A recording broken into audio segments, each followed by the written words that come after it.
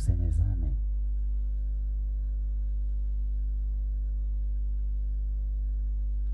Nikumbushe nami nitakumbuka.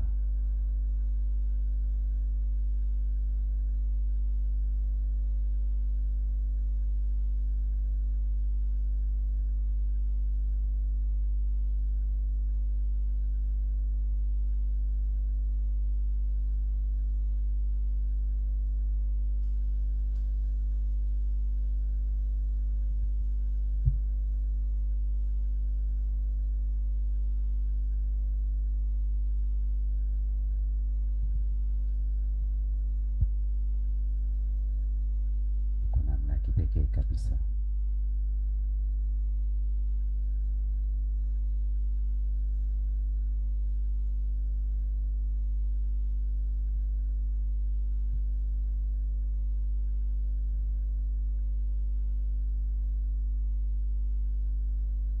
Kwa namna ya kipekee kabisa asubuhi hii Mungu yuko mahali hapa. Hatumuoni kwa macho, lakini kiroho tunamuona kupitia kazi zake. Vipofu wanaona, viziwi wanasikia.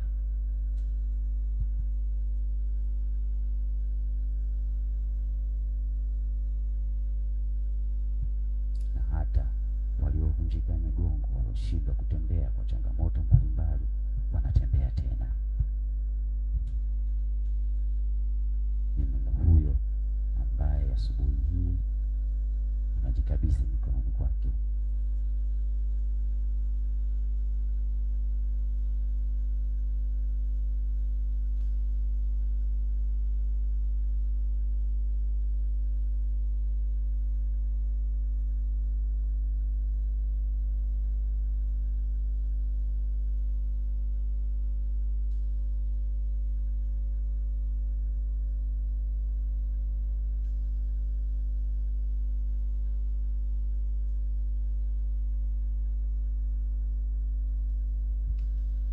Kwa hiyo unaifika wakati huu, tafadhali moja kwa moja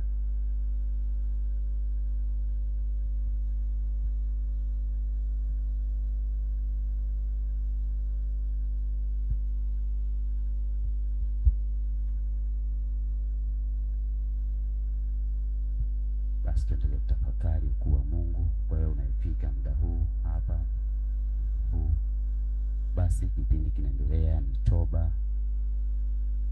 Tukae kwenye viti tutulie.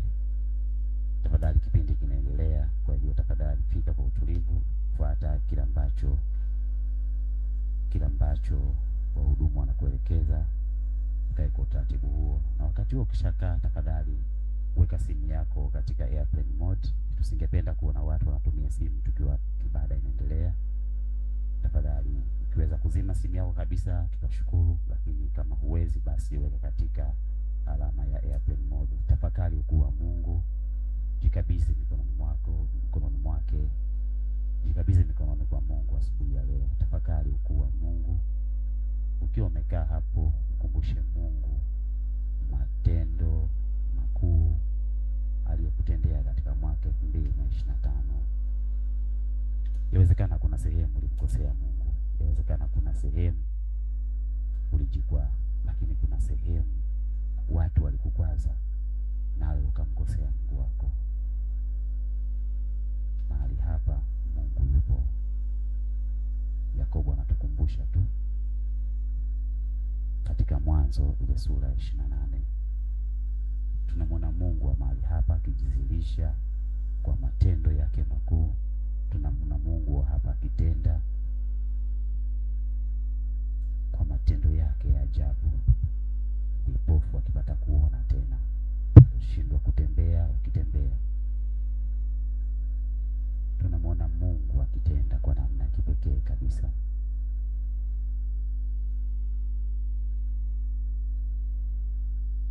Tunamwona Mungu akijidhihirisha kwa namna ya ajabu. Ni Mungu anatenda, ni Mungu anajidhihirisha. Tunamwona katika uwepo wake.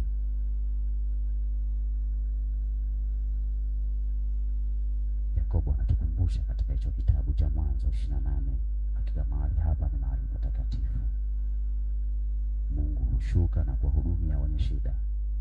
Asubuhi ya leo hii tafakari hiyo, tafakari ukuu wake, mweleze changamoto zako.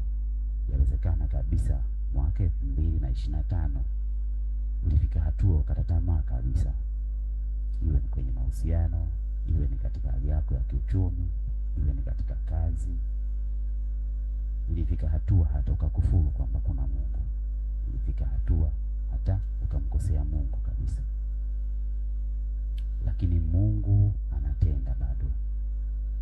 Mimi niko ambaye niko, maandiko matakatifu yanasema. Yawezekana kuna wakati ulishindwa kabisa kuendelea. Yawezekana kuna wakati ulikata tamaa kabisa. Asubuhi hii, pambazuko hili la toba, basi omba msamaha kwa Mungu. Mwambie Mungu, nimekukosea. Mungu, nimekukwaza.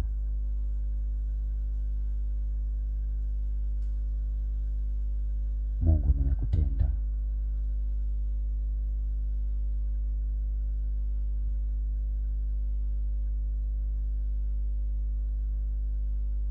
Mungu wangu msamehe.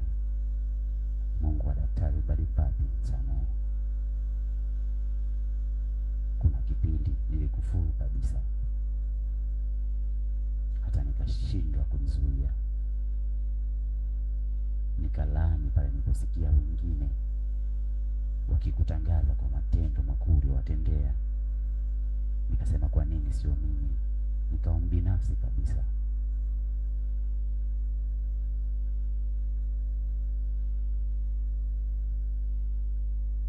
Yawezekana hata kuna jambo uliomba Mungu akalitenda, lakini ukasahau hata kumrudishia sifa na utukufu.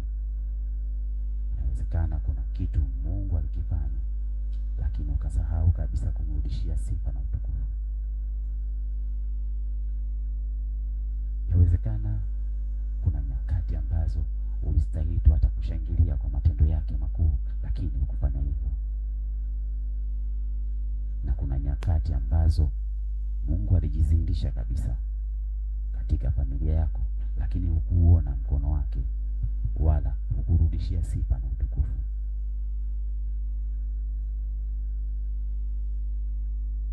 Asubuhi ya leo katika pambazuko hili la toba, omba hasira ya Mungu isikurudi.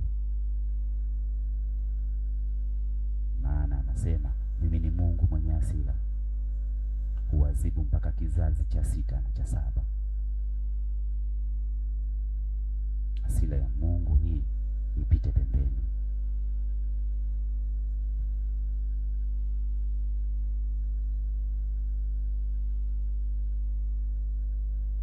Na pengine ulimkosea Mungu kabisa, hata ulipoona akitenda kwa wengine ulilaani pia. Lakini hata wakati mwingine jaribu lako lilipokuwa kubwa, ulisita hata kuja kanisani.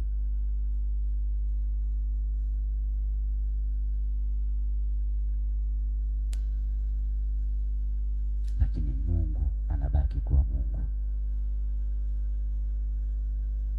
Pale ambapo ulitegemea furaha, pengine ukapata changamoto.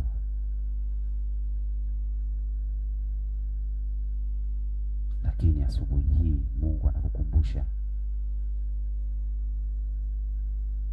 mimi ni Mungu wa baba yako Ibrahimu, Isaka na Yakobo. Mimi ndiye Mungu niliyemteua Daktari Baribabi. Mimi ndiye Mungu ninayeponya mahali hapa. Mimi ndiye Mungu niliyekufanya uishi mpaka leo hii. Mimi ndiye Mungu niliyekufanya mtoto wako afike hapo alipofika.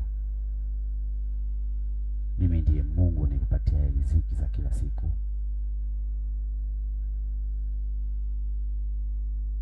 Mimi ndiye Mungu ninayekufanya wewe utembee.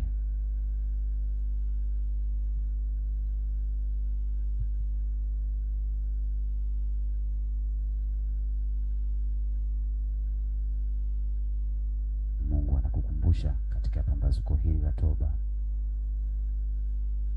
Kumbuka ulipougua, ni wangapi walifariki katika huo mwezi?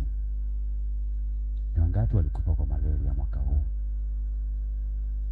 Ni wangapi walikufa kwa typhoid mwaka huu? Ni wangapi walikufa kwa UTI mwaka huu? Takwimu za hospitali zinatisha kabisa. Lakini wewe uliugua malaria na leo hii upo hai. Wewe uliugua UTI lakini leo hii upo hai. Wewe uliugua typhoid lakini leo hii upo hai. Lakini wangapi walikufa kwa hizo? Na wengine hata hawakuwa wagonjwa kama mimi na wewe. Wao walikuwa ni wazima kabisa. Lakini ajali mbaya za magari, ajali mbaya za bodaboda, wamevunjika miguu, wamevunjika mikono. Mara ngapi umepanda bodaboda na ukafika salama? Nadhani ni kwa akili ya bodaboda uliyemtumia? Hapana. Tena waliopata ajali walikuwa ni bodaboda wazoefu kabisa. Mabasi mangapi yameanguka na kuua wengi kabisa. Lakini wewe mara ngapi umesafiri tena kwenye daladala, dereva akifanya paulo nyingi kabisa barabarani, lakini upo hai mpaka leo? Unadhani ni kwa akili yako? Kuna malaika anafanya kazi ya ziada. Jikumbushe ukuu wa Mungu. Lakini mara ngapi umemkosea? Mara ngapi umevunja amri zake? Hata ile amri kuu tu ya upendo umeshindwa kuifanya. Unaishi kwa chuki. Kuna mtu hata usalimiani naye. Kuna mtu hata ukimwona unatamani ubadilishe njia.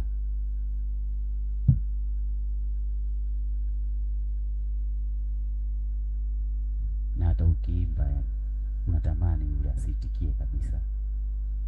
Kama ni mwanakwaya akiimbisha, basi unatamani hata umzimie maiki. Ni chuki ulionayo dhidi yake. Pengine alikutenda ukasahau kumsamehe. Umesahau kwa msamaha 7 mara 70.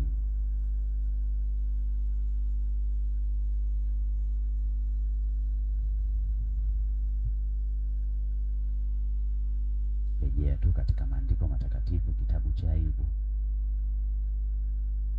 Ayubu, mtu wa Mungu, mtu aliyemjua Mungu, mtu aliyetenda kila Mungu aliyosema, na Mungu alijivunia.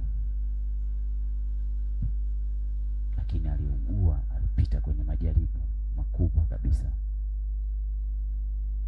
Hata mke wake akamwambia, akamshauri amkane Mungu wake.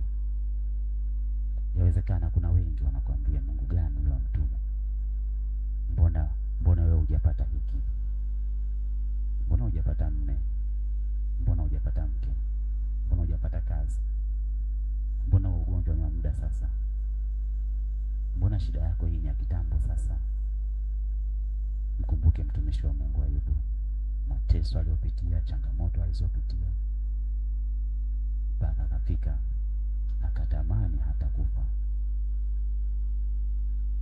Lakini Mungu anatukumbusha katika kitabu cha Ayubu ile sura ya 42. Unafahamu hata ziliko nguzo za dunia hii? Unafahamu pumzi yako wewe inatoka wapi? Unafahamu mapigo yako ya moyo ni Mungu ndo anayaweka yawepo? Unadhani mazoezi unayofanya au chakula unachotumia?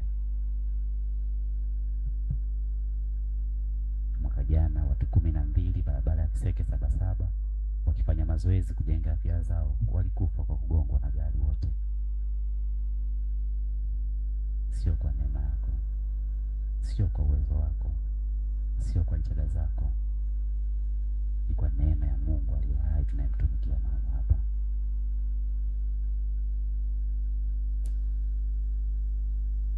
Ayubu anatukumbusha katika sura ya 42. Najua yaweza yote. Najua ukiamua tu. Ukiamua nipate mke nitapata. Ukiamua nipate kazi nitapata.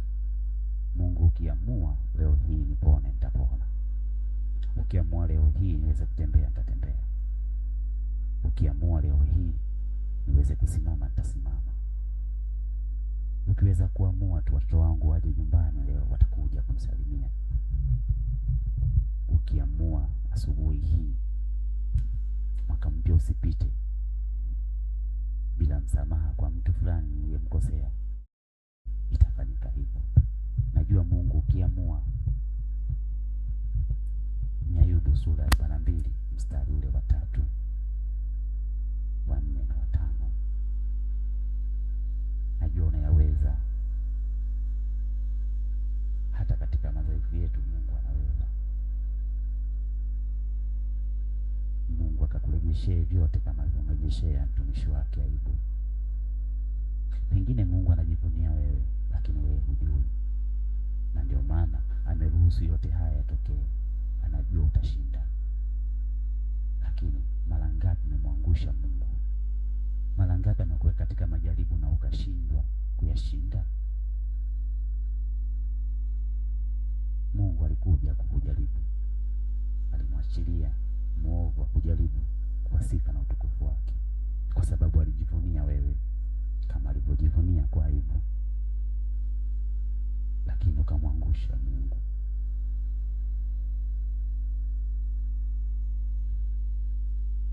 Baba mzuri, mama mzuri ni yule ambaye anamrudi mwanae. Mungu anakukumbusha, na ndio maana siku hii tukaanza na pambazuko la toba. Mungu anatukumbusha asubuhi ya leo turejee kwake, naye atatenda. Tumtolee, naye atatuzidishia zaidi. Nijaribuni kwa sadaka, nijaribuni kwa matoleo yenu, nami nitazifungulia mbingu na hapatakuwa na nafasi ghalani mwenu.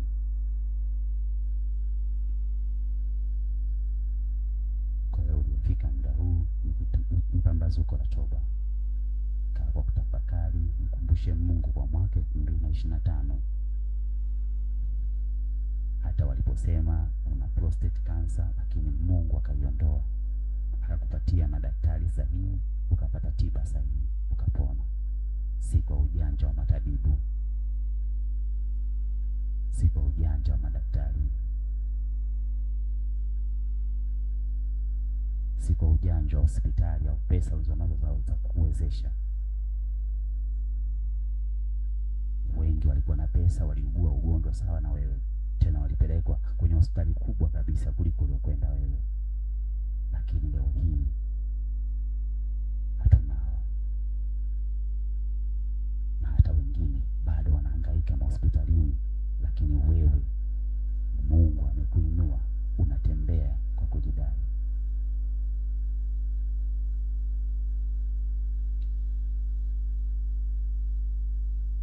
Hata ambao walikuwa na ufai, Mungu akakuinua, akakuheshimisha, akakuweka mahali panapokustahili. Leo hii wanakuona wewe ni mtu wa maana. Pengine hata walikupuuza, walikuwa hawakupata nafasi ya kuongea nao, lakini leo hii wanatamani, wanajutia nafasi hiyo. Mungu anaongea nawe asubuhi leo. Mungu anasema nawe kupitia watumishi wake.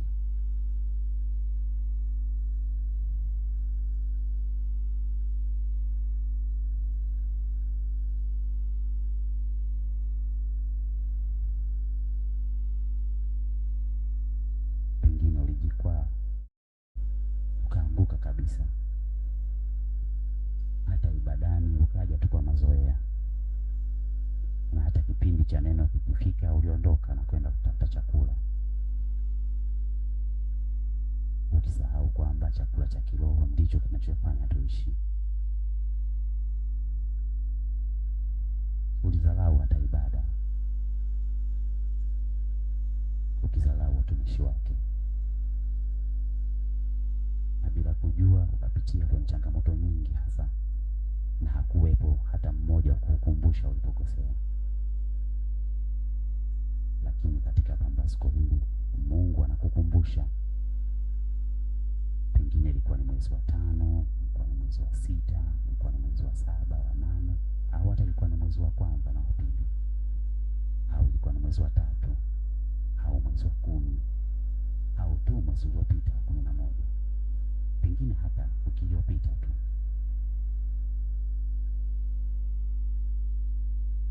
Mimi ni Mungu mwenye rehema, asema Bwana.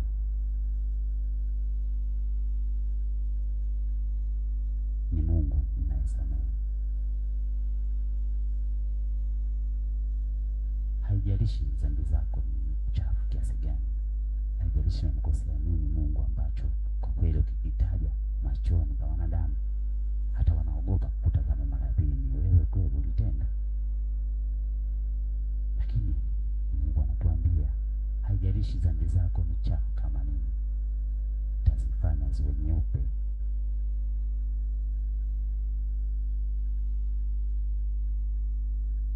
Ni Mungu huyo anayetenda kupitia kwa mtume wake Daktari Barnaba.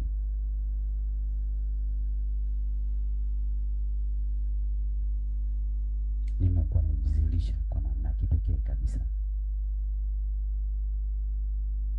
Ni pambazuko la toba kanisa Mtume Paulo Tanzania. Baba yetu wa kiroho yuko nasi katika pambazuko hili, anatuombea.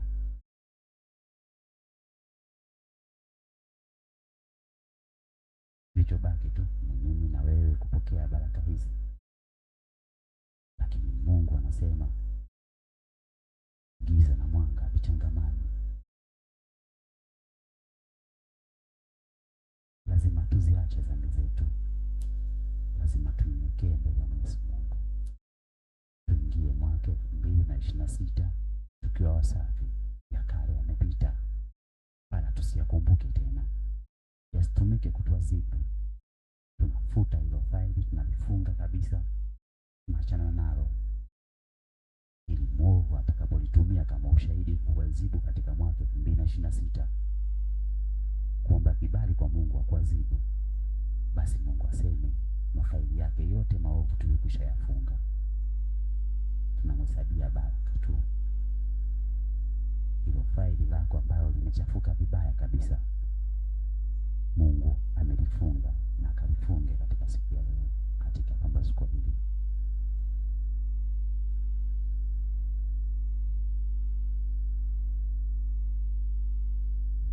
Inawezekana mwovu anatumia huo udhaifu, anajua kabisa kuna dhambi ambayo hata hutaki kuitaja, lakini kila siku inakuumiza, inakufuatilia na kadhalika. Lakini asubuhi hii Mungu anakukumbusha tu, mimi ni Mungu mwenye msamaha. Mungu anataka tujirudi. Mungu anataka tutubu dhambi zetu. Mungu anataka tutambue hapa tulimkosea. Mungu anataka tujue kabisa kwamba hapa ilikuwa ni kinyume na mapenzi ya Mwenyezi Mungu.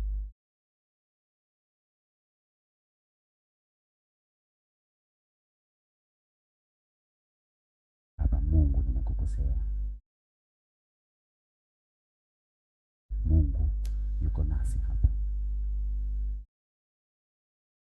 Hapo ulipo, fumba macho yako. Fumba macho yako sasa. Weka mikono yako kwenye miguu yako. Ukiwa umeketi tu, weka mikono yako kwenye miguu yako.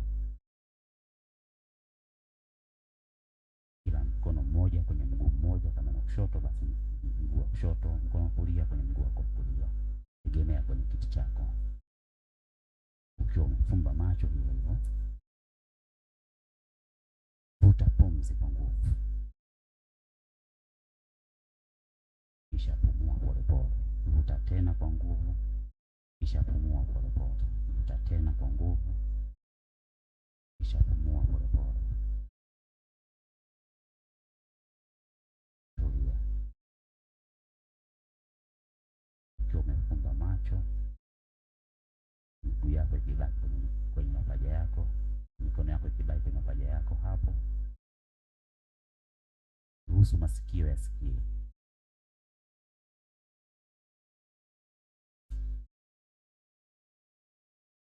Mbali ya sauti inayotoka kwenye vipaza sauti vyetu kutoka kwa mwongozaji, kuna sauti zingine pengine unasikia. Hebu sikia, tafuta sauti ya ndege unayosikia.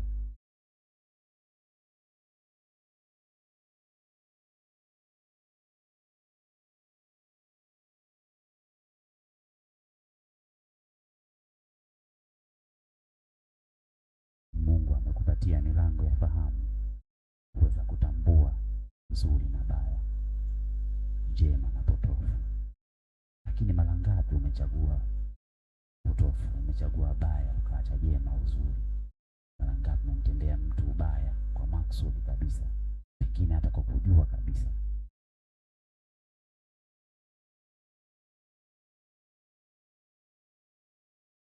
Sauti ya ndege huyo unayemsikia, pengine sauti ya vyombo, pengine hata upepo unapovuma unakukumbusha ukuu na uweza wa Mungu tunayemuona kila siku akishuka na kutenda kupitia kwa mtume wake Daktari Balibali. Ni Mungu aliyepo mahali hapa. Katika kitabu cha Wafalme ya Kwanza sura ya 8 ukianzia mstari wa 22 mpaka wa 64 pale nasema, hata wageni na watu wengine wakiacha dhambi zao mbaya wakanililia mimi, Mungu nitashuka na kutenda, nitawaponya, nitawatendea.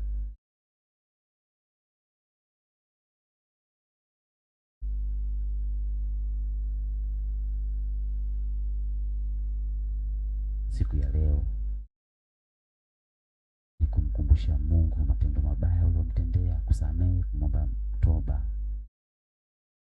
Mwambie Mungu kama ulivyoahidi katika Wafalme ya Kwanza 8:22-64, nimekuja leo. Japokuwa katika macho ya wanadamu mimi naonekana ni mwenyeji mahali hapa, lakini wewe ni mgeni katika ufalme wa Mungu kwa sababu ya dhambi ulizokwisha zitenda. Mimi na wewe ni wageni mahali hapa kwa sababu ya maovu tuliyomtendea Mungu. Mimi na wewe ni wageni mahali hapa kwa sababu ya dhambi zetu. Mimi na wewe ni wageni mahali hapa kwa sababu tumeiacha njia iliyo njema. Tumeacha hata kumtolea Mwenyezi Mungu anachostahili. Tumemwibia fungu la 10. Maandiko yanasema usiende nyumbani kwa Bwana mikono mitupu, lakini sisi tumediriki kuja mikono mitupu. Na tulipochagua kumtolea, tukamtolea kile cha ziada tu ambacho hata tusipotoa tutoe hata sio kitu kwetu.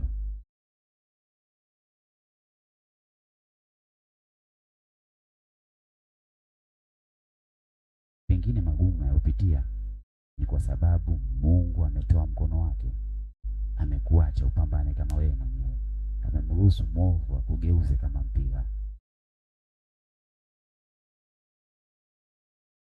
Lakini mwambie Mungu, tumekukosea, nimekukosea. Hata ibadani nakuja tu kama mazoea tu, watu wanione, lakini sio kwamba nakuja kusali hasa, kwa sababu nikitoka hapo ni mambo yangu mengine mengi tu nafanya ambayo hayampendezi Mungu.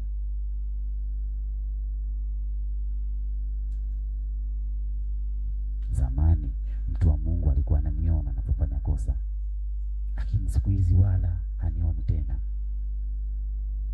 Ni kwa sababu wewe sio mmoja kati ya wale ambao Mungu alikuwa anawapambania. Unafanya dhambi na tukienda kwa mtu wa Mungu wala hakuna chochote, wala hakuoni, wala hakukemei. Ni kwa sababu wewe sio mtoto wake tena. Baba huwarudi watoto wake, lakini wewe umejitoa mwenyewe kwa dhambi zako mbovu, kwa dhambi zako mbaya, kwa maovu yako, kwa moyo wako wa chuki dhidi ya jirani. kwa moyo wako wa chuki dhidi ya jirani, ndugu, jamaa na marafiki. Siku ya leo yote haya mwambie Mungu msamehe. Mwambie Mungu nimekukosea. Mwambie Mungu nimekutenda. Mwambie Mungu sitayarudia tena haya. Naomba umsamehe. Mungu anatukumbusha tu, mimi ni Mungu mwenye msamaha. Hata kama dhambi zako zitakuwa kubwa kiasi gani, zitakuwa chafu kiasi gani, zimekuchafua kiasi gani, lakini Mungu atazisafisha na kukufanya kuwa msafi, mweupe kabisa. Haijalishi ni maovu gani umeyatenda. Mungu wa Daktari Robert Mpapi, ambaye anatenda katika matendo mbalimbali, katika ukuu mbalimbali, ni Mungu wa msamaha. Tumeshuhudia katika ibada mbalimbali mtu wa Mungu akitangaza msamaha na mtu akapona pale pale. Nimekusamehe dhambi zako, na tumeshuhudia mtu akipona. Kumbe kilichokuwa kikimtesa sio ule ugonjwa, bali Mungu ametoa mkono wake akamruhusu mwovu akuchezee, akugeuze kama mpira. Katika pambazuko hili la toba, mkono wa Mungu aliye hai ukurudie tena. Mkono wa Mungu utendao kupitia kwa mtume wake, basi ukakufunike tena. Damu ya Yesu ikawe na wewe tena, ukawe na mwanzo mpya katika mwaka 2026.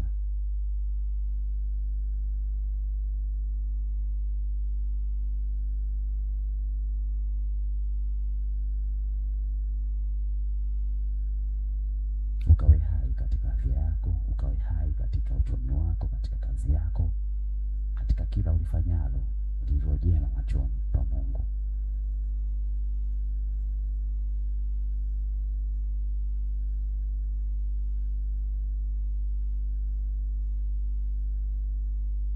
Yawezekana hata uimbaji wako umejaa unafiki mwingi.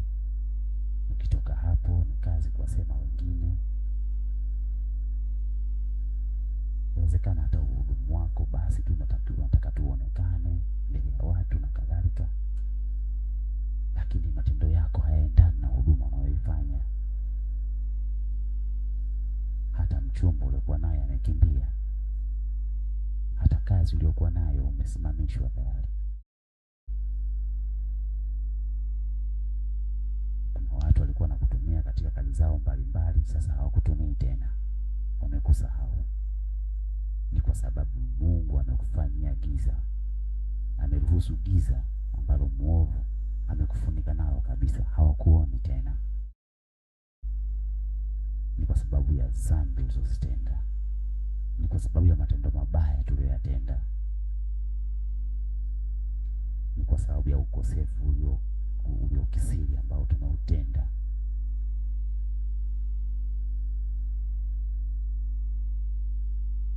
Mungu akakusamehe dhambi zako. Mungu akatusamehe dhambi zetu. Mungu akaturudishie mwanga wake.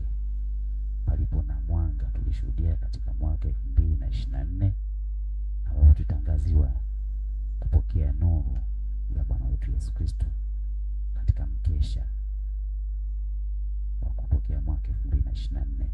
Nuru hiyo ilidumu nasi, lakini tumeififisha hiyo nuru kwa matendo yetu maovu. Tumeififisha hiyo nuru kwa matendo yetu mabaya. 2025 katika mkesha wa kupokea mwaka huu tulitangaziwa kupokea nguvu ya Roho Mtakatifu kwa jina la Yesu. Na nguvu ilikuja kwako, lakini ilishindwa kukaa kwa sababu ya dhambi. Ilishindwa kukaa ndani yetu kwa sababu ya maovu tuliyokuwa tukiyatenda. Tunawaangalia wengine na kuwahukumu. Tunasahau kujichunguza sisi na kutubu. tunawasema wengine tena waziwazi kabisa. Tunasahau kutafakari ukuu wa Mungu ndani yetu na kutafakari maovu ambayo sisi wenyewe tumeyatenda.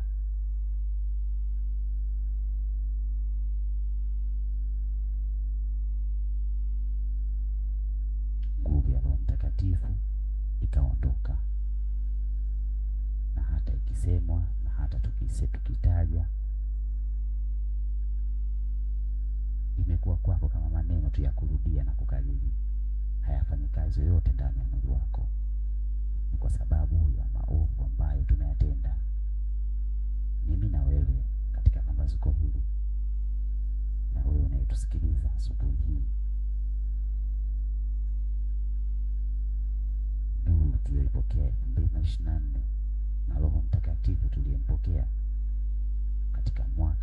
katika mkesho wa kupokea mwaka 2025, Mungu akaturejeshe ili tutakapopokea kauli mbiu ya mwaka 2026 basi zikaungane katika nuru, Roho Mtakatifu akitupa nguvu, na hicho kinachokuja katika mwaka 2026 basi zikaungane pamoja kukuwezesha katika mwaka 2026 ukang'are zaidi, ukakumbukwe zaidi, ukapone zaidi, afya yako ikaimarike zaidi.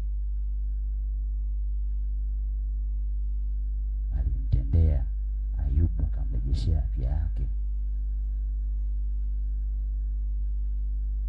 Maandiko yanatukumbusha ni toba tu aliyofanya Ayubu. Najua unayaweza yote, katika Ayubu sura ya 42 mstari wa 3.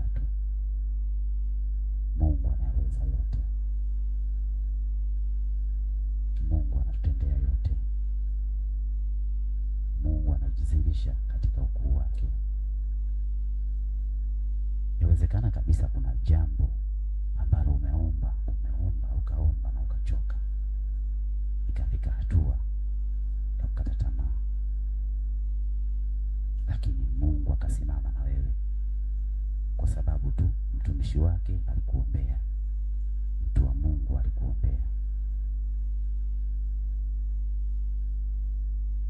Lakini je, ulitubu?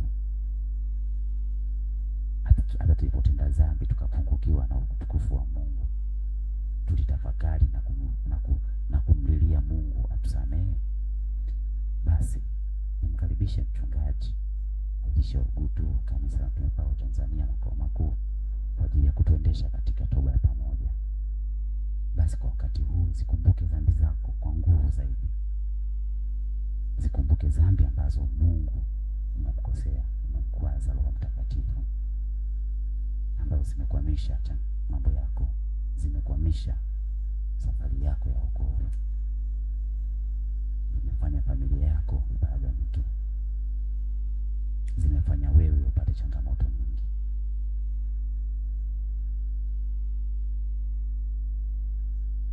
Katika pambazuko la toba hii, tukiongozwa na mchungaji wa kanisa, basi Mungu akazione na kuzisamehe na uzitubu kwa kumaanisha.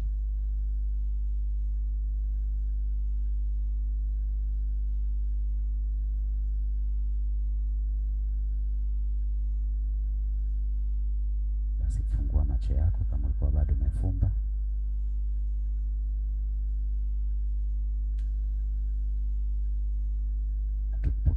Tupokee toba. Tufanye toba hii sasa kadiri wa Bwana alivyomuongoza mtumishi wake.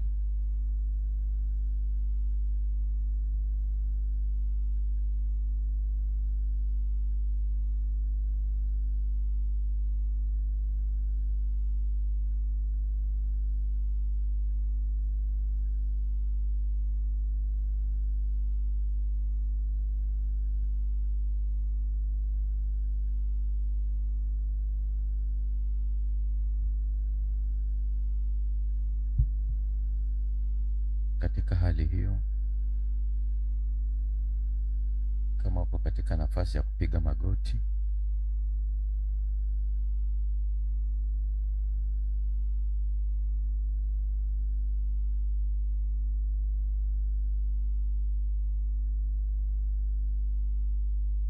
kwa moyo zote, kwa akili na nguvu zako zote.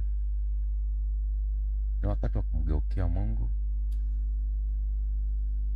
kumwambia Bwana, sisi ni wakosaji.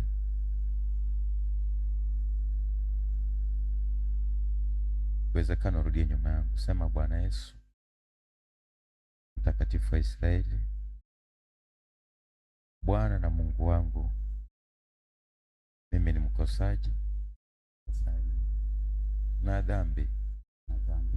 Nimepitia mengi, nimekutenda mabaya, nimekutenda dhambi, nimeenda njia ambayo sio zako, nimekukwaza, nimekutenda maovu, nimetafakari yasiyofaa.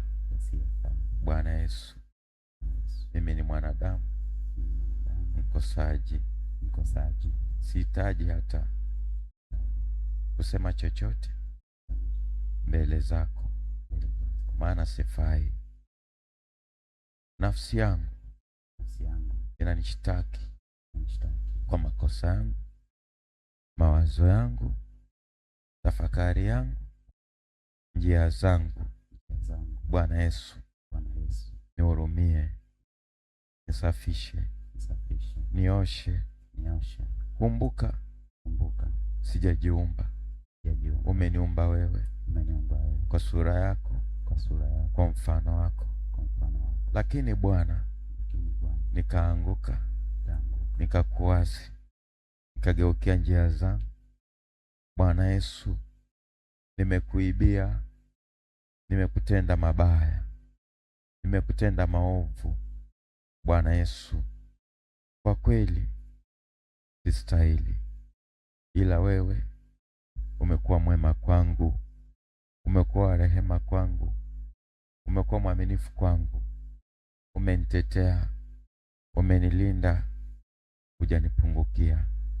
Mwaka wote, siku nyingi, miezi hiyo, masaa hayo, umekuwa nami. Hujaacha mabaya nipate, hujaacha mabaya nikute.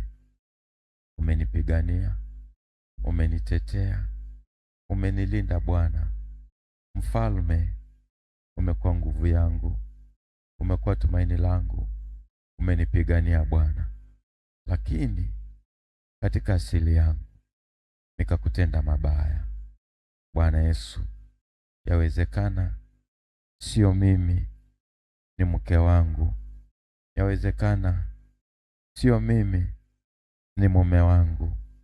Yawezekana Bwana Yesu, ni watoto wamekutenda dhambi. Natubu kwa ajili yao, naungama makosa yao. Nirehemu, nioshe, nisafishe, nitakase. Bwana Yesu, nihurumie njia zangu zilizochafuka. Ni wewe tu wa kusafisha na kuziweka huru, na kuhitaji mtakatifu wa Israeli. Ndio maana nimekimbilia madhabahuni pako. Ni Roho wako amenihuisha na kunikumbusha Bwana kwamba siku ya leo ninapoenda kukamilisha mwaka huu, nitubu, niungame makosa yangu, mawazo yangu, njia zangu. Bwana Yesu, natubu na kuungama. Nitie nguvu, nioshe, nitakase. Bwana Yesu, nyumba yangu inakuhitaji, watoto wangu wanakuhitaji, afya yangu inakuhitaji wewe, uhai wangu unakuhitaji wewe, maana pasipo wewe mimi si kitu. Bwana Yesu, umesema tukae ndani mwako, maana pasipo wewe hatutaweza chochote. Usituache nje, usitutupe nje kamwe. Mtakatifu wa Israeli, sisi ni wahitaji, sisi ni wahitaji Bwana.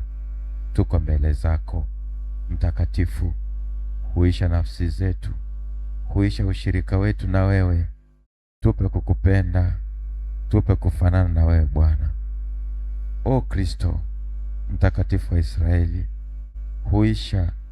huisha kilichokufa ndani mwetu, huisha utumishi wetu, huisha karamu ulizotupa, huisha Bwana kila kilicho chema ndani mwetu. Tupe kufanana na wewe, utujenge mtakatifu wa Israeli. Bwana Yesu, yawezekana hatujawa waaminifu katika kutolea, hatujawa waaminifu katika kutumikia, hatujawa waaminifu katika kukusali. Mtakatifu, tusamehe katika hayo yote, tutie nguvu tena, tukuishe tena. Bwana Yesu, tunakuhitaji kwa madhabahu yako kupitia mtume wako Daktari Wilbard Mpapi, tukuone tena kwa viwango vingine. Yesu, nafsi zetu zimekuwa kiasi cha kuzimia, kiasi cha kufa. Bwana Yesu, tugange tena, tufinyange upya. Kristo, mwanadamu si kitu, uhai wetu si kitu, ni wewe mfinyanzi. Sisi ni udongo tu mikononi mwako. Umeyasema hayo katika Yeremia 18. Tunakuhitaji mtakatifu, tufinyange upya. Finyanga tabia zetu, finyanga roho zetu, finyanga afya zetu, finyanga njia zetu, tufinyange Yehova, tufinyange kila kiungo kipitie mikononi mwako. Bwana Yesu, kwa damu yako uoshe kila kiungo. Kiungo cha kusikia kisafishe masikio yetu, vinywa vyetu, ndimi zetu, kila kiungo Bwana.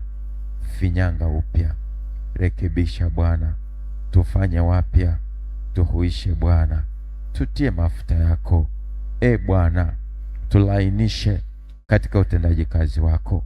Roho ya kunung'unika imekuwa kwetu, roho ya kusita imekuwa kwetu, roho ya malalamiko imekuwa kwetu, roho ya kiburi imekuwa kwetu. Bwana Yesu, tusamehe, tusafishe, tuoshe Bwana. Ondoa roho ya kiburi, ondoa roho ya kiburi, roho ya malalamiko, roho ya majivuno, roho ya mashindano. Bwana Yesu, tuondolee roho hizo. Ni roho chafu, zimetuchafua Bwana, zimetufanya tusikuone.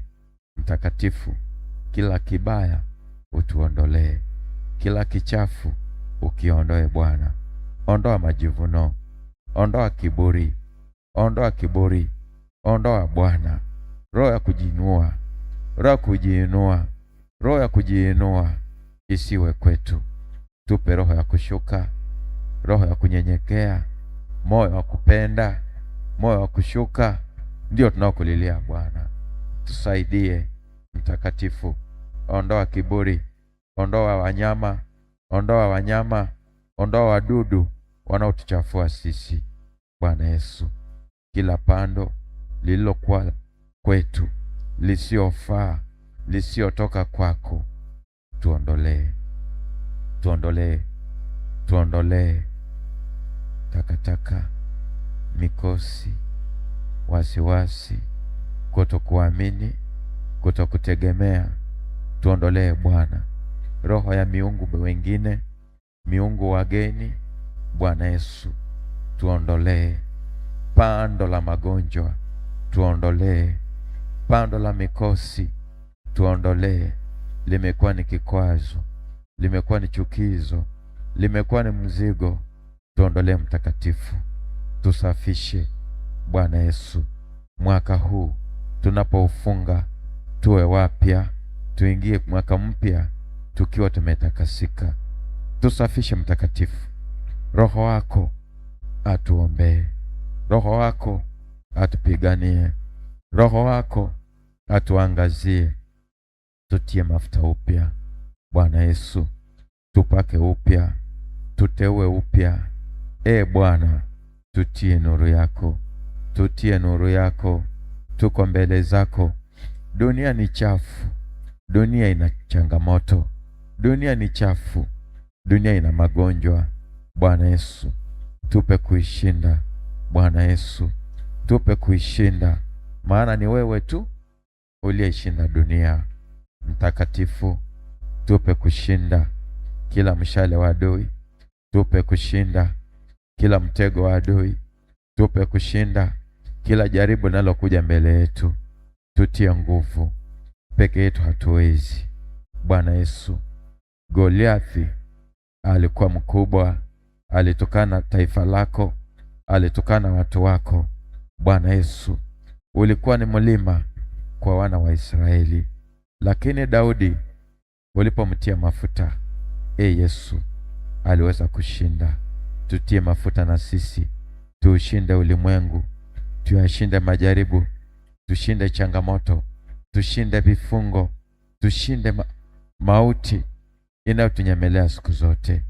Tutie mafuta Bwana, tupe mafuta yako, tupake upya, tupe kushinda. Bwana Yesu, tunakutegemea. Tunamuona mtumishi wako Samsoni alipokutana na changamoto, Roho wako anakuja juu yake na kumpa kushinda na hata kurarua simba. Bwana Yesu, tujaze Roho wako, tujaze Roho wako, tushinde kila jaribu, tushinde kila jaribu, kila kinachoinuka juu yetu. Utupe kushinda kwa mafuta ya Roho Mtakatifu, kwa mafuta ya Roho Mtakatifu. Tusafishe, tusafishe, tupe kukupendeza, tupe sura ya kwako, tupe sauti ya kwako, tupe nguvu ya kwako. Bwana Yesu, tuwe watendakazi pamoja na wewe. Utumishi wetu usiwe na lawama, usiwe na kikwazo. Bwana Yesu, tusafishe. Ukitutakasa tunakuwa safi. Mtakatifu, tunakumbuka vijana wetu, tunakumbuka wana wetu, katika njia zao wanaanguka, katika mpita yao wana vikwazo. Tunakuhitaji Bwana, uwasafishe, uongoze hatua zao, uwatie mafuta, uwawezeshe katika maisha yao, katika shule zao, katika chochote wanachokifanya. Mungu wetu, tunakutegemea wewe, uwe sehemu yao, uangazie, wamulikie Bwana, katika jina la Yesu. Mtakatifu, wazee wetu, baba zetu, mama zetu wamekutenda dhambi, wengine bado wako katika imani potofu. Bwana Yesu, wengine bado wako katika vifungo. Mtakatifu, wahurumie, waoshe, watakase, wasafishe Bwana, takasa vinywa vyao. Bwana Yesu, wengine wametamka laana. Mtakatifu, tufutie laana hizo. Bwana Yesu, tutakase. Mtakatifu, huisha ushirika tena kati yetu na watu wako, huisha tena. Bwana Yesu, kilichoharibika kiweze kuishi tena, huisha tena imani ndani mwetu. Mtakatifu, walio katika mapokeo wasaidie Bwana, wakujue Mungu wa kweli. Bwana Yesu, walioko mikoani wanakuhitaji, walioko vijijini wanakuhitaji. Mungu wetu na Baba yetu, tunaomba tukuone katika mwanga wako, katika uweza na katika nuru, ukitenda, ukijidhihirisha kwa viwango vingine. Mtakatifu, vilivyokwamwa, vilivyonaswa katika mikono ya adui, Bwana Yesu, tuomba nguvu yako ikavinasue, ikavikomboe kwa utukufu wa jina lako. Mtakatifu, mulika, angaza maisha yetu mmoja mmoja. Kama kuna yote aliyekwama sababu ya dhambi, twaomba Bwana msamaha, twaomba utakaso. Kama kuna yote amezuiliwa kwa sababu ya dhambi, Bwana Yesu, tunatubu na kuungama, hiyo dhambi iondoke, hilo giza liondoke, mkwamo usiwepo. Mtakatifu, aliyenasa katika roho yote ile roho ya mauti, roho ya kufa. Bwana Yesu, kwa sababu yote ile tatubu na kuungama. Yehova, dhambi isiwe juu yetu tena, dhambi isihesabike juu yetu tena, uovu usiwe juu yetu tena, maana tunatubu na kuungama. Bwana Yesu, tumewafungia wengi kwa kauli zetu, tumekwazana na wengi tusiwasamehe. Mtakatifu, tunaomba msamaha. Bwana Yesu, utusamehe, nasi tunawasamehe waliotukwaza, waliotuumiza ndani ya mwaka wote. Tunawasamehe Bwana, tunawasamehe maneno yao, matendo yao waliotutendea, tunawasamehe. Mtakatifu, tuongoze katika toba hii, mioyo yetu isamehe kweli, yasiwe maneno ya kinywani, bali atoke rohoni. Mtakatifu, waliotukwaza tuwasamehe, bila kuangalia ukubwa wa tatizo, ukubwa wa makwazo. Wewe ni Mungu, safisha yote, ondoa huo ukuta, ondoa huo ukuta wa uadui, uhasama, ondoa Baba, ondoa Mtakatifu, tusafishe Bwana, tupe moyo wa watoto wachanga, moyo wa kupendana, moyo wa kushuka, moyo wa toba, moyo wa kunyenyekea. Tupe moyo huo, tukuone Mtakatifu, kupitia mtume wako Daktari Wilbard Mpapi. Toba hii ikufikie Bwana. Tunaungama makwazo tuliowatendea ndugu zetu, jamaa zetu, rafiki zetu, na hata maneno tuliyoyanena mabaya. Bwana Yesu, uyafute. Bwana Yesu, uyafute, yaondoe. Mtakatifu wa Israeli, sisi sio wasafi, sisi sio wasafi. Tuombe tutakase, tusafishe, safisha vinywa vyetu Bwana Yesu, sio maneno ya leo tu, na ya jana, na ya juzi, na ya siku zilizopita. Mtakatifu, safisha yote. Usikumbuke uovu wetu, usikumbuke dhambi zetu, usikumbuke njia zetu. Bwana Yesu, tufanye wapya, tusaliwe upya ndani mwako Kristo, maana umesema aliye ndani mwako Kristo anakuwa mpya, ya kale yanapita, tazama yote anakuwa mapya. Bwana Yesu, tupe kung'aa, tupe kufanana na wewe, tupe sura ya kwako, tuangazie, tuangazie. Kristo, uwe mbele yetu, uwe mwanga wetu, uwe nuru yetu. Tusaidie Mtakatifu wa Israeli, tupe sura ya kwako, tupe mwanga wa kwako, tupe nuru ya kwako. Tunakuhitaji maofisini, tunakuhitaji kwenye biashara zetu, tunakuhitaji Bwana Yesu. Ukiwa nasi tunashinda. Hebu mulika ofisini, mulika katika ofisi zetu. Yawezekana kuna manunguniko, yawezekana kuna makosa, yawezekana kuna hatia. Bwana, mulika yote, safisha yote, sawasisha yote. Tunakualika katika shughuli zetu Bwana Yesu, ingilia kati. Vikwazo, mitego, uchawi wa kila namna umekuwa ni vifungo kwetu Bwana Yesu. Tunaomba uondoe, ondoa Mtakatifu. Tunakuomba utupiganie, tusawasishie, tusawasishie Bwana, kuliko na vilima, kuliko na mawe. Sawasisha Bwana, sawasisha Mtakatifu wa Israeli. Weka mambo yote sawa kwa utukufu wa jina lako. Tunakuhitaji Mtakatifu. Miili yetu imeingia katika dhambi, miili yetu imeingia katika uovu, mikono yetu imenajisika, imegusa visivyofaa. Bwana Yesu, tusafishe, tusafishe, tuoshe, tutakase. Tunakuhitaji.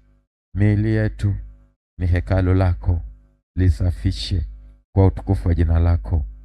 Takataka zitoke, uchafu utoke, makwazo yatoke, vifungo vitoke.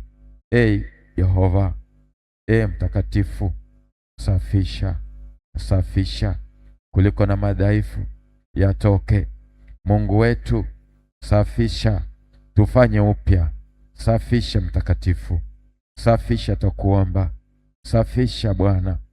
Vingine tulikula, vingine tukanywa kwa kujua, kwa kutojua, vingine tumelishwa na wachawi, tumelishwa na maadui. Baba, tunatubu na kuungama kwa zoezi zima la kuchafua hekalu lako. Tusafishe, tusafishe, tusafishe, tusafishe. Tunakuhitaji Bwana. Safisha mioyo yetu, safisha viungo vyetu, safisha miili yetu, safisha Bwana, safisha. Roho Mtakatifu, ingia, safisha, safisha. Kila vikwazo, kila mikwamo iondoke. Baba, tuwe safi. Nuru yako, nuru yako katika maisha yetu, nuru yako katika shughuli zetu, nuru yako ikatuangazie. Tunakuhitaji Mtakatifu. Kuna magonjwa yaliyotung'ang'ania, kuna magonjwa yaliyotutesa siku nyingi. Bwana Yesu, yawezekana ni kwa sababu ya dhambi, yawezekana ni kwa sababu ya kutoweka kwa sheria zako mioyoni mwetu. Bwana Yesu, turejeshe tena, tuimarishe tena, tuhuishe tena, tugange Yesu, tugange Mtakatifu. Tuko mbele zako, usituache katika hali ya kufa, usituache katika hali ya kuharibikiwa, usituache katika hali ya kuteseka. Tuhurumie Mtakatifu, tuhurumie Bwana Yesu. Kupitia mtume wako Daktari Wilbard Mpapi, tuomba dua zetu, kuomba kwetu, toba yetu ikapate kibali mbele zako. Mungu wetu na Baba yetu, uturehemu. Njoo kwa kiwango kingine, njoo kwa kiwango kingine, ukiweka sawa, ukitusafisha, ukiturekebisha, ukitunyosha na kututakasa. Takasa mioyo yetu, takasa mioyo yetu, takasa mioyo yetu. Bwana Yesu, ondoa ukuta uliojengwa katika anguko letu, ondoa ukuta uliowekwa na maadui, ondoa ukuta uliowekwa na wabaya wetu. Bwana Yesu, vita hivi hatuwezi, wewe waweza. Tupiganie Mtakatifu, tuoshe Yehova, tutie nguvu, tusawasishe katika mapenzi yako. Bwana Yesu, chukua ya kwetu yaliyo madhaifu, chukua ya kwetu yaliyo maovu, chukua ya kwetu yaliyo mapungufu. Bwana Yesu, tujaze na baraka zako, tujaze na mema yako, tujaze na wema wako, furaha yako, nguvu yako katika maisha yetu. Bwana Yesu, yote yasiyofaa yachukue Bwana msalabani pako. Bwana Yesu, yakiwa ni magonjwa, chukua Bwana magonjwa, yachukue Bwana madhaifu, yachukue Bwana. Kila roho isiyo ya kwako iliyoingia ikanichafua, ichukue Bwana, iondoe. Nakubali, nakubali, unitawale. Tawala maisha yangu, tawala moyo wangu, tawala viungo vyangu, tawala akili zangu, tawala kauli yangu, tawala maisha yangu Bwana, tawala njia zangu. Niongoze Mtakatifu, na kuhitaji, na kuhitaji na watoto wangu, na kuhitaji na nyumba yangu, na mke wangu, na mume wangu, na familia yangu. Bwana Yesu, tunakuhitaji, tunakuhitaji, tunakuhitaji kila saa, tunakuhitaji kwenye shughuli zetu, tunakuhitaji Mungu muweza, tunakuhitaji katika ibada, tunakuhitaji katika kazi zetu, tunakuhitaji katika biashara zetu. Tutembelee Mungu. Umesema katika Yeremia 23 mstari wa 23 kwamba wewe ni Mungu aliye karibu na si Mungu aliye mbali. naomba ukaribu wako. Karibu Bwana, karibu Bwana katika kufunga kwangu, uwe karibu katika kunena kwangu, uwe karibu katika kuomba kwangu, uwe karibu katika chochote ninachokifanya, uwe karibu Bwana. Karibu na mimi, karibu na familia yangu, karibu na biashara yangu, karibu na wazazi wangu, karibu na ndugu zangu, karibu na jamaa zangu. Karibu Mungu wangu, uwe karibu kweli. Ukiwa karibu mimi nashinda, ukiwa karibu na kuwa salama. Na kuhitaji Mwokozi, na kuhitaji mwenye nguvu, na kuhitaji Yehova. Usituache, usitupungukie. Wanao wa kanisa la Mtume Paulo, tunakuhitaji hata tulio mkoani, tunakuhitaji hata tulioko wilayani, tunakuhitaji hata tulioko nje ya nchi. Tunakuhitaji Bwana mtakatifu, uwe karibu nasi katika shughuli zetu, katika makazi yetu. Tunakuhitaji Mwokozi. Mungu wetu, karibu, karibu, karibu zaidi. Karibu Bwana katika vitanda vyetu tunamolala, uwe karibu. Katika mashamba yetu, uwe karibu. Katika ofisi, uwe karibu. Katika migodi, uwe karibu.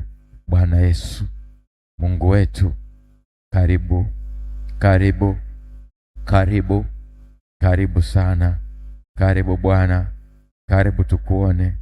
Kila kiungo kikupokee, kila kiungo kikuone, kila kiungo kikuheshimu.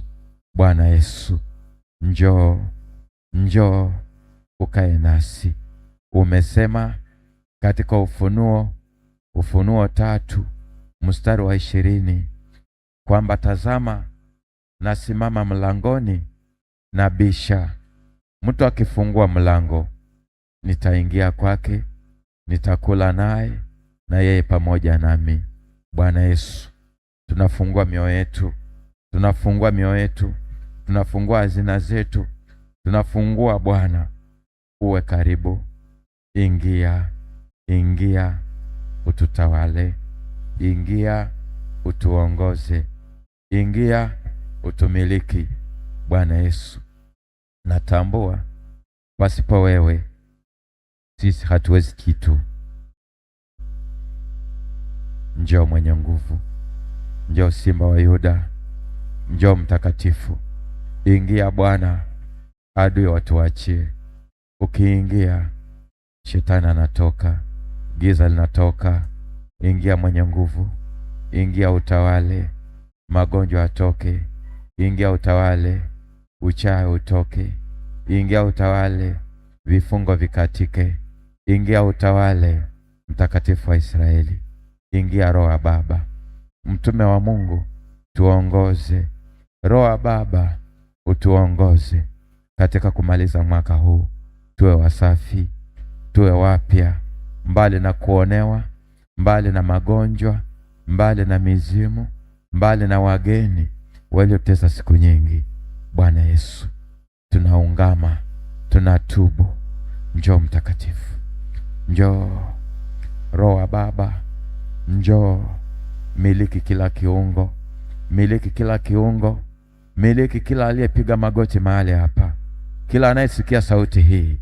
Bwana Yesu, amilikiwe na wewe kwa msaada Roho Mtakatifu. Yawezekana hatujui kuomba. Roho Mtakatifu tuombee, Roho Mtakatifu tuombee, Roho Mtakatifu tuongoze, Roho Mtakatifu tumiliki. Roho Mtakatifu shuka, Roho Mtakatifu njoo, Roho Mtakatifu, Roho wa Baba, Roho wa uumbaji, njoo, njoo mwenye nguvu, njoo. Komboa hekalu lako, komboa hekalu lako, komboa Bwana, komboa Yehova. Tunakuhitaji. Njoo mtakatifu, tuongoze Bwana. Tunapoomba, sikia kuomba kwetu. Tunapolia kwako, pokea kilio chetu. Bwana Yesu, Bwana Yesu, tunakuhitaji. Njoo kwa kiwango kingine. Njoo Yehova, tukuone tena. Asante Mwokozi, asante mwenye nguvu. Bwana Yesu, ni mkono wako tu ulio hodari ulioshinda dunia. Mtakatifu, njoo, njoo, njoo, njoo, njoo, njoo, njoo Baba. We ni nuru, we ni nuru, we ni nuru, we ni nguvu, we ni uweza.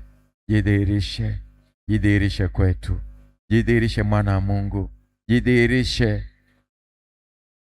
Yatosha, yatosha tulivyoonewa, yatosha tulivyoteseka, yatosha tulivyopigwa, yatosha Mungu wetu.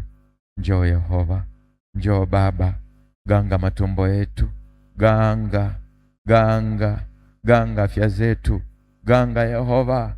Tunakuhitaji Mungu wa miungu, mfalme wa falme, Bwana wa mabwana.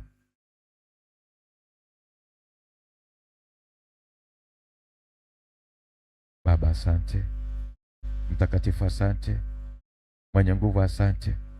Ongoza watu wako, ongoza hatua zetu, ongoza watu wako, ongoza kanisa lako. Bwana Yesu, tunakumbuka wahudumu, tunakumbuka viongozi, tunakumbuka watumishi wako popote walipo. Tunaomba neema yako iwafunike Baba. Kama kuna doa lolote, liondoe Mtakatifu. Sema Bwana Yesu, Mtakatifu wa Israeli, tunakumbuka mtume wako Daktari Wilbard Mpapi na familia yake na ndugu zake na jamaa zake, rafiki zake.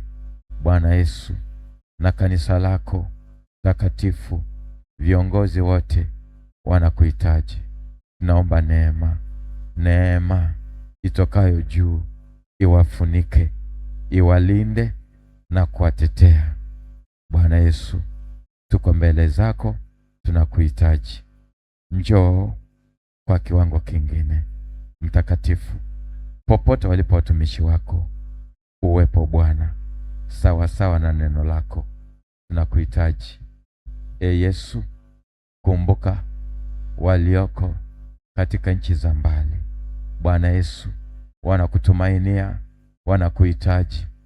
Wawe Marekani, wawe popote pale, nchi yote ile, twakuhitaji.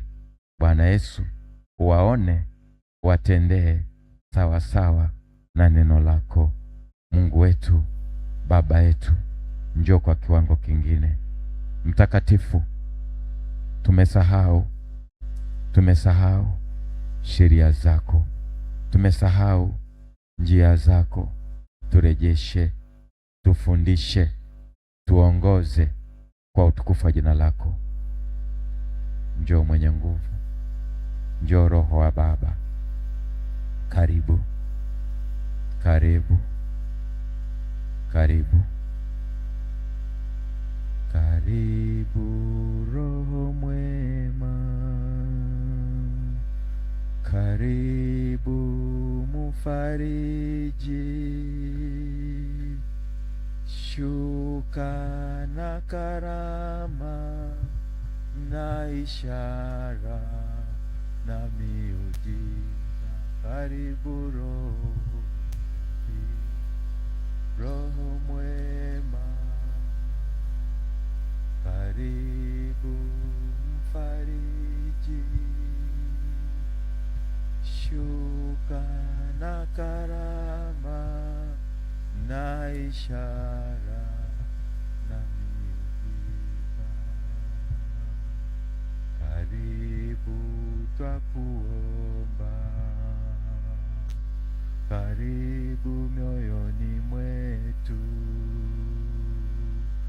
Shuka na karama na ishara na miujiza. Karibu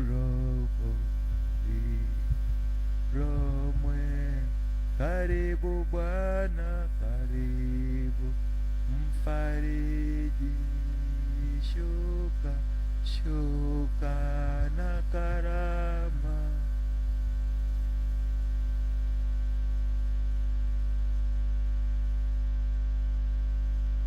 Sema Bwana Yesu, kama ulivyoshuka kumtetea Meshaki, Shadraki, Abednego katika tanuru ya moto. Shuka Bwana, utetee na sisi. Kanisa la Mtume Paulo, tutetee Bwana katika njia zetu, katika shughuli zetu. Tutetee Mtakatifu wa Israeli. Tutetee Bwana katika dunia hii imejaa mafuriko ya dhambi, makwazo, vishawishi, anasa za kila namna. Tutetee, tupe kushinda kama wewe ulivyoshinda.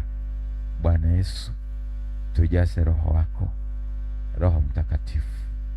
Tufanye upya, tufanye upya, tufanye washindi, maana tunakutumainia. Ni wewe uliyesema, njooni kwangu nyote mnaosumbuka na kulemewa na mizigo, nami nitawapumzisha. Bwana Yesu, tunakuja kwako, tupumzishe na changamoto za dunia, tupumzishe na anasa za dunia, tupumzishe na giza la dunia, kwa utukufu wa jina lako. Magonjwa yatuachie, giza lituachie, tufinyange tena, tuwe upya. Roho Baba, miliki miili yetu, miliki afya zetu, viungo vyetu vikutumikie kwa utukufu wa jina lako. Mwenye nguvu, tutawale, tuongoze siku zote. Tuwe wanao, uwe Mungu wetu. Sisi tu watoto wa kike na wa kiume wa nyumbani mwako. Asante Mtakatifu, tunakuhitaji, uturehemu. Mwanga wako utumulikie siku zote. Asante Yehova, asante Baba. Tawala maisha yetu, tawala njia zetu, tawala mawazo yetu, tawala kuomba kwetu. Tumekubali, nakubali, nakubali. Nimekubali Bwana, nimekubali Bwana, nimekubali Bwana, tawala moyo wangu.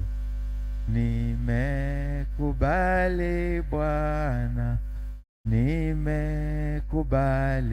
Bwana, nimekubali Bwana, tawala moyo wangu. Nimekubali Bwana, nimekubali Bwana, nimekubali Bwana, tawala moyo wangu. Tawala maisha yangu, tawala mawazo yangu. Nimekubali Bwana, tawala moyo wangu. Nimekubali Bwana, nimekubali Bwana, nimekubali Bwana.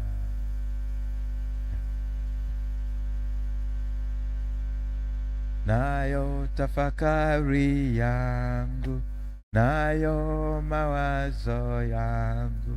Nimekubali Bwana, tawala moyo wangu.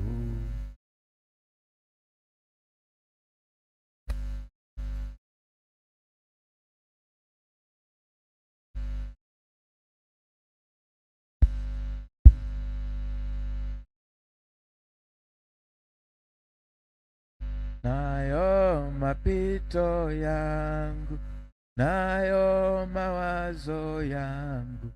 Nimekubali Bwana, tawala moyo wangu.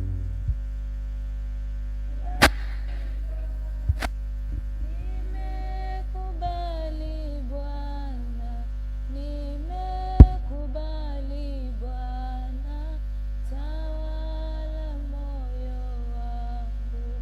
tawala maisha yangu, tawala mienendo yangu, nimekubali Bwana, tawala moyo wangu. Nimekubali Bwana, nimekubali Bwana, nimekubali Bwana, tawala moyo wangu. Tawala huduma yako, tawala ofisi yangu, tawala vyote Bwana, tawala moyo wangu. Nimekubali Bwana, nimekubali Bwana, nimekubali Bwana, tawala moyo wangu. Tawala watoto wangu, tawala baba yangu, wazazi wote Bwana, tawala moyo wangu. Nimekubali Bwana,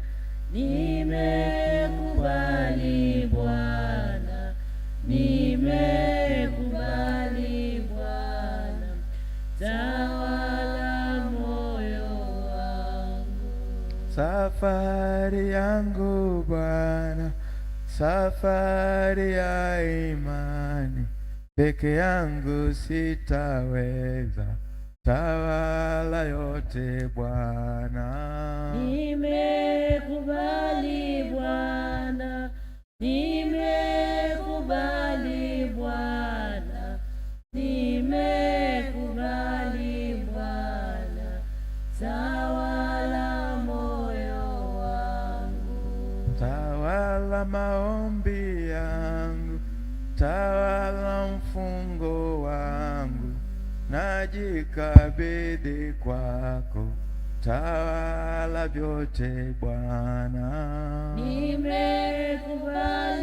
Bwana, nimekubali Bwana, nimekubali Bwana, tawala moyo wangu. Heshima ni zako Bwana, utukufu ni wako Bwana, uweza wako Bwana, tawala vyote Bwana. Nimekubali Bwana, nimekubali Bwana, nimekubali Bwana, tawala moyo wangu. Tawala kuomba kwangu, tawala njia zangu, na kuhitaji Yesu, tawala moyo wangu. Nimekubali Bwana, nimekubali Bwana, nimekubali Bwana, tawala moyo wangu. Utukufu ni wako Bwana, heshima ni zako Bwana, ni wewe wa milele, tawala moyo wangu. Nimekubali Bwana, nimekubali Bwana, nimekubali Bwana, tawala moyo wangu. Tawala watu wako, tawala kuomba kwetu, tawala ibada yako, tawala vyote Bwana.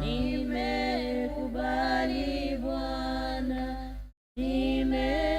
nimekubali Bwana, nimekubali Bwana, tawala moyo wangu. Utukufu ni wako Bwana, uweza ni wako Bwana, mamlaka yote ni yako, tawala vyote Bwana. Nimekubali Bwana, nimekubali Bwana, nimekubali Bwana, tawala moyo wangu. Ongoza hatua zangu, ongoza mienendo yangu, ongoza maisha yangu, vyote nakupa Bwana. Nimekubali Bwana, nimekubali. Itoke moyoni. Nimekubali Bwana, tawala maisha. Ongoza maombi yangu, ongoza sala zangu, ongoza maisha yangu, yote nakupa Bwana. Nimekubali Bwana, nimekubali Bwana, nimekubali Bwana, tawala moyo wangu. Safari ya imani ina misukumo mingi, ninakuomba Bwana, uniongoze Bwana. Nimekubali Bwana, nimekubali Bwana, nimekubali Bwana, tawala moyo wangu. Tawala maisha yangu, tawala kuomba kwangu, nimekubali Bwana, tawala moyo wangu. Nimekubali Bwana, nimekubali Bwana, nimekubali Bwana, tawala moyo wangu.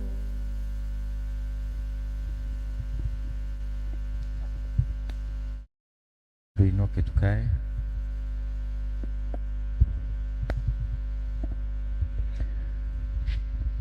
Basi hicho ni kipindi cha Pambazuko la Toba kama kilivyoongozwa na mchungaji Elisha Ogutu wa kanisa la Mtume Paulo nchini Tanzania.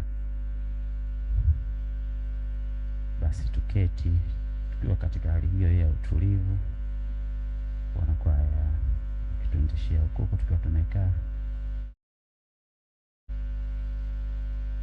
Nichunguze, unichunguze Bwana Yesu, nakuomba unichunguze maisha yangu, Unichunguze Bwana Yesu, nakuomba unichunguze.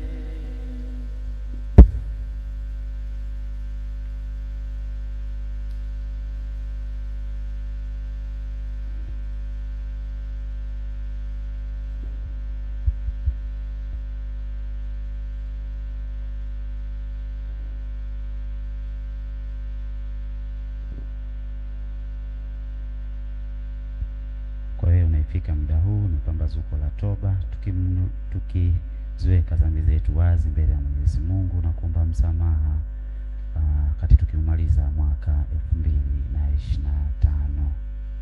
Na wewe uliyeko njiani kwa wakati huu, damu ya Yesu ikufunike uweze kufika mahali hapa.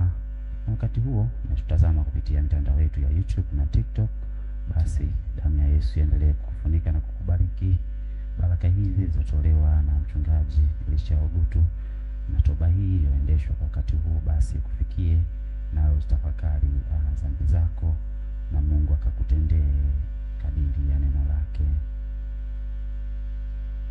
Kwa hiyo unafika wakati huu, endelea kutafakari ukuu wa Mungu.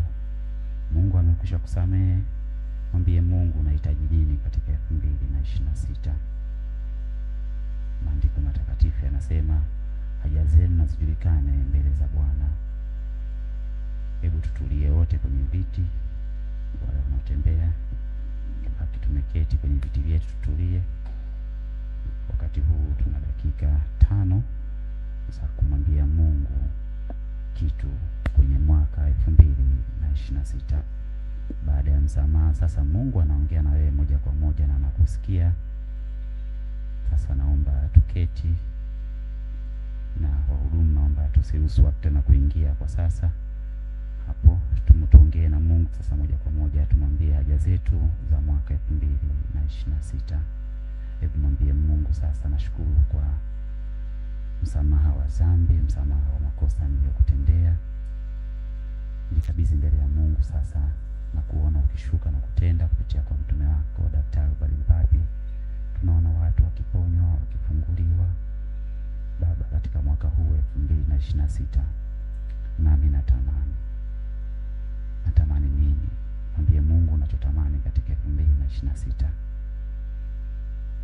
Inawezekana kazini kulikuwa na changamoto, inawezekana katika tumbo lako kulikuwa na shida, inawezekana katika afya yako kulikuwa na mgogoro katika 2025, inawezekana katika uchumi wako kulikuwa na jambo Mungu unahisi alikufanya vizuri.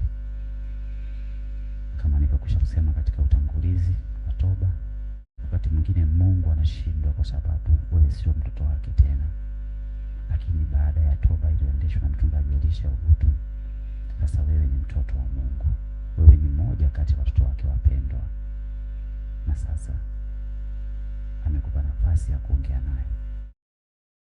Andika moyoni kwako vitu gani ungependa Mungu akutendee katika mwaka 2026. Mwambie Mungu. Umewakumbuka wengi, wengine hata nawatambua kwa majina, wengine hata nimekwisha wasahau. Umewaponya wengi, wengine walikuwa na shida kubwa kuliko ya kwangu. Umewakumbuka wengi, mamia kwa maelfu, waliosali katika ibada za katikati na hata katika ibada ya Ijumaa. Nami naomba 2026 ukawe mwaka wangu. Kanitendee na andika kwenye moyo mambo ambayo ungependa Mungu. Basi katika ukimya wa dakika